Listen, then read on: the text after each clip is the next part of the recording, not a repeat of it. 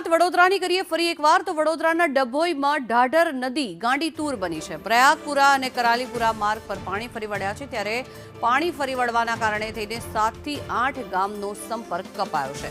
ભારે વરસાદના કારણે થઈને દેવ ડેમમાં પાણીની આવકમાં પણ વધારો થયો છે। હાલ આ દ્રશ્યો કે જ્યાં ઢાઢર નદી બે કાંઠે વહેતી થઈ છે અને તેના પાણી ગામમાં પણ ભરાયા છે। અનેક સ્થળો પર આ પાણી ભરાઈ જવાના કારણે થઈને 7 થી 8 ગામનો સંપર્ક પણ તૂટી ગયો છે।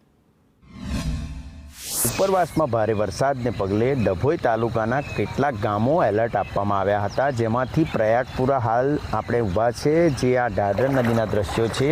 ઉપરવાસમાં ભારે વરસાદને પગલે દેવ ડેમમાં જે પાણીનો વધારો થયો હતો, જેને લઈ દેવ ડેમમાંથી પાણી છોડવામાં આવ્યું હતું ને અત્યારે હાલ 7 થી 8 જેટલા ગામોમાં આની સીધી અસર જોવા મળી રહી છે। આ ઢાઢર નદીના દ્રશ્યો છે। ઢાઢર નદી હાલ ઉફાન ઉપર છે ને ઢાઢર નદીમાંથી કેટલાય ગામોને અહીંયા અસર જોવા મળી રહી છે। દંગીવાડા, પ્રયાગપુરા, નારણપુરા, બંબોજ, અમરેશ્વર જેવા અનેક ગામોમાં અનેક પરિવારોને અહીંયા લોકોના જનજીવન પર સીધી અસર જોવા મળી રહી છે। ત્યારે વાત કરવામાં આવે તો અત્યારે હાલ આપણે પ્રયાગપુરા ઊભા છીએ અને આ કરાલીપુરા અને પ્રયાગપુરાને જોડતો માર્ગ છે, જે મુખ્ય માર્ગ પર ઢાઢર નદીના હાલ પાણી ફરી વળ્યા છે, જેને લઈને લોકોને અવર જવર કરવામાં મુશ્કેલી પડી રહી છે અને દર ચોમાસામાં આ રોડો પર પાણી ફરી વળે છે, તેનો કાયમી નિકાલ આવે તેવી પણ ગ્રામજનોની માંગ છે।